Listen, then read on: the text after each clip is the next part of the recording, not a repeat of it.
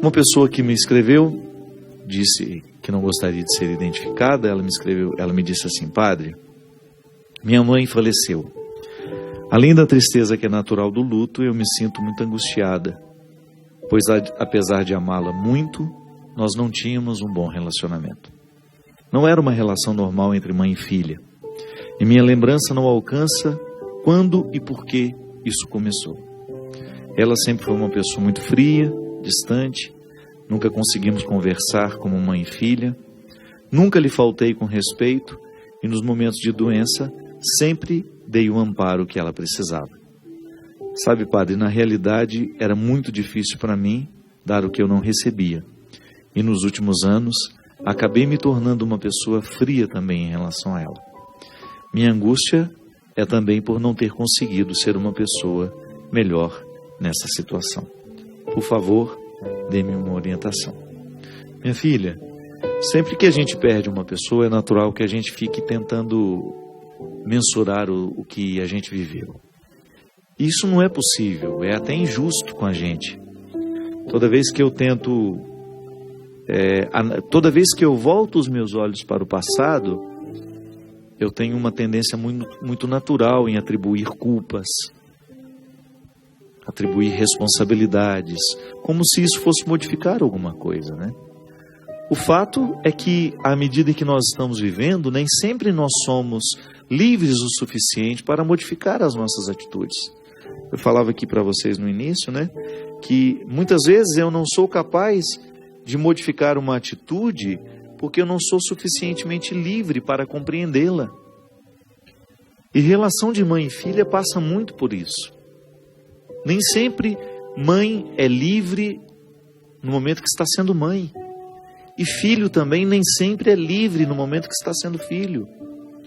Pode estar condicionado pelas forças do momento, pelas dificuldades que são próprias daquela hora, ou até mesmo das crises normativas que nós enfrentamos ao longo da nossa vida. E você tem razão, muitas vezes nós não sabemos localizar o porquê da dificuldade com a nossa mãe.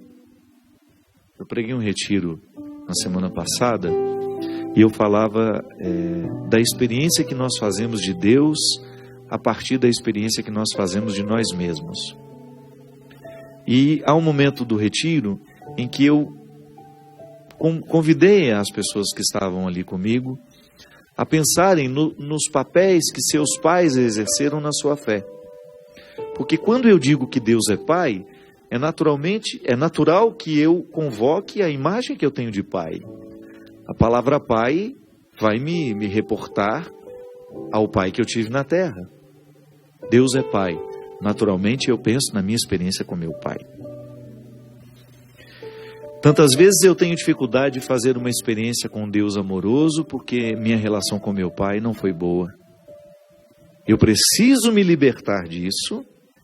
Eu preciso pensar que os condicionamentos do meu mau relacionamento com meu Pai humano não podem ser transferidos. Esse relacionamento ruim não pode ser transferido para a minha relação com Deus. Eu preciso ser livre para pensar que são duas realidades complementares, mas diferentes.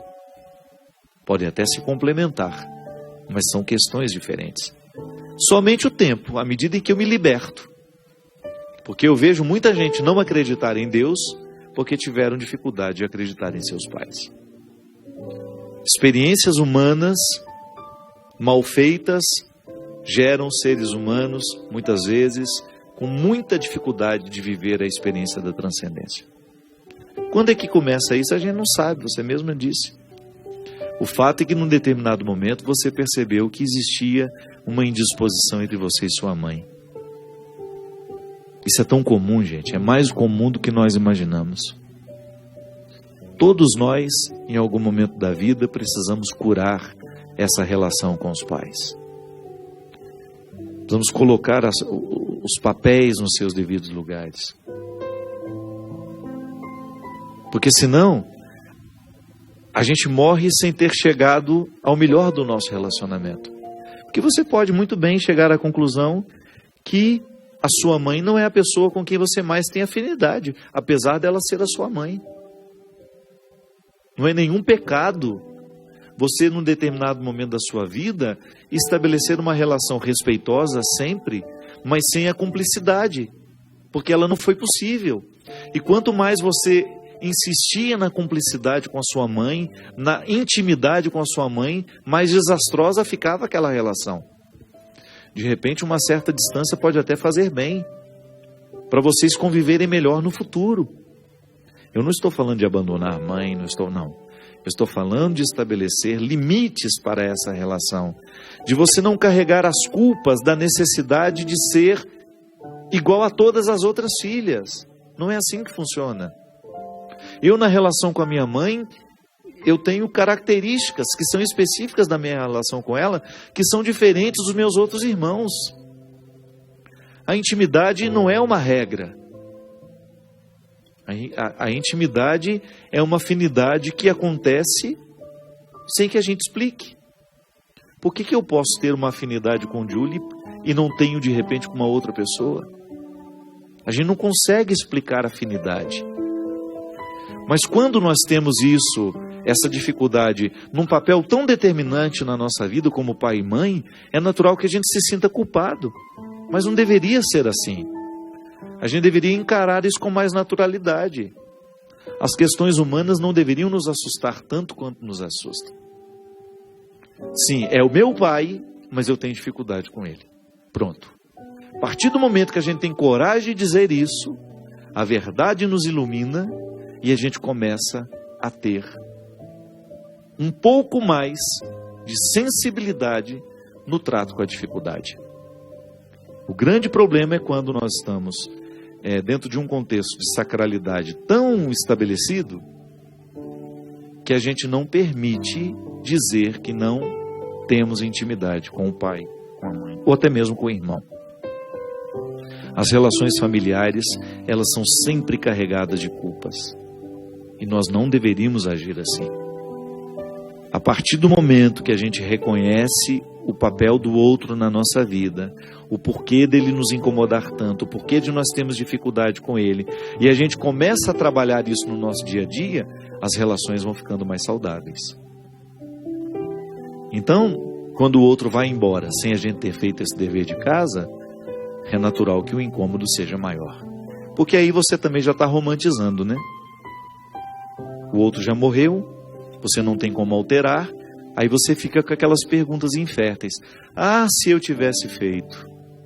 Ah, se eu tivesse falado. Ah, se eu tivesse modificado. Não fez, não falou, não modificou. Então não altera nada. A gente tende a agir enquanto a gente pode agir.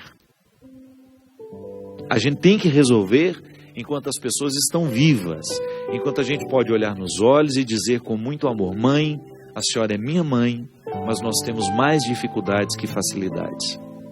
Então nós não vamos nos exigir uma intimidade que não nos é possível. Nós vamos lidar com respeito, nós vamos nos ajudar naquilo que a gente precisar, mas nós não vamos invadir a vida uma da outra. Porque nós já descobrimos que essa intimidade não dá certo para nós. E não vou me sentir culpado por isso. Não quero que a senhora se sinta culpada por isso. Minha gente, nós, quando tomamos a coragem de colocar os pingos nos is, as relações ficam mais saudáveis. A gente se liberta da culpa, aí de repente você percebe que está sendo mais fácil lidar com ela. Você se desobrigou, ela também. A gente aprendeu a dizer não, a gente aprendeu a dizer sim. A gente começou a se cultivar com mais leveza. Agora, quando a gente espera o sepulcro se estabelecer para a gente tomar consciência disso, será sempre mais difícil. É por isso que a gente precisa ficar muito atento ao papel que o outro ocupa na nossa vida. Lá no retiro nós fazemos esse dever de casa. O tanto que de mim foi determinado pelo outro e que hoje eu rejeito. Eu, à medida que eu fui amadurecendo, eu fui vendo as influências da minha mãe sobre mim, do meu pai sobre mim, e quis ficar só com o que de fato valeu a pena. o que foi fruto do pecado deles, e quando eu falo pecado, eu não estou com essa conotação religiosa não, viu? Os erros humanos, porque também erraram com eles. Erraram com meu pai, erraram na educação da minha mãe. Depois ela também, por não ter tido condições de corrigir os erros dessa formação que deram a ela, continuou errando conosco. E se eu tivesse filhos sem consciência, que hoje eu tenho, talvez eu erraria da mesma maneira com eles. Porque consciente eu já tenho o risco de errar. Eu sei que lá no retiro, muitas mulheres determinaram, meu Deus do céu, como eu reproduzo na vida das minhas filhas aquilo que eu repudiei tanto da minha mãe em mim. É impressionante, minha gente, como muitas vezes o nosso agir não é consciente. A gente não colocou sob a luz. É impressionante como nós agimos repetindo, sabe, numa eterna repetição. Então minha mãe foi cruel comigo, eu estou sendo cruel com as minhas filhas. Ou então o efeito contrário disso, né? A minha mãe foi muito cruel comigo e eu não tenho condições de dar uma ordem à minha filha porque eu tenho medo de ser cruel com ela. Aí você fica no oposto também, que é não ter autoridade, que é não agir na hora que você precisa agir. Porque o meio termo será sempre o caminho mais inteligente. Por isso que é o mais difícil. Porque tudo que é mais inteligente é mais difícil. Requer de nós muito mais do que um simplismo, uma reprodução. Então, para eu não reproduzir com os meus filhos os erros que reproduziram comigo, eu preciso estar muito consciente. Eu preciso me investigar. Eu preciso saber quem eu sou. Eu não posso ser estranho a mim, para que o sepulcro não venha selar a nossa ignorância. Mas agora, você, minha filha, o que você precisa é sepultar a sua mãe e sepultar também a sua culpa. Você não tem que se sentir culpada por aquilo que vocês não conseguiram viver. Mas você pode tomar isso para a sua vida como um ensinamento. Não permita que o mesmo aconteça nos outros relacionamentos. Pontue, coloque as pessoas no lugar. A gente precisa fazer isso até com os amigos, minha gente.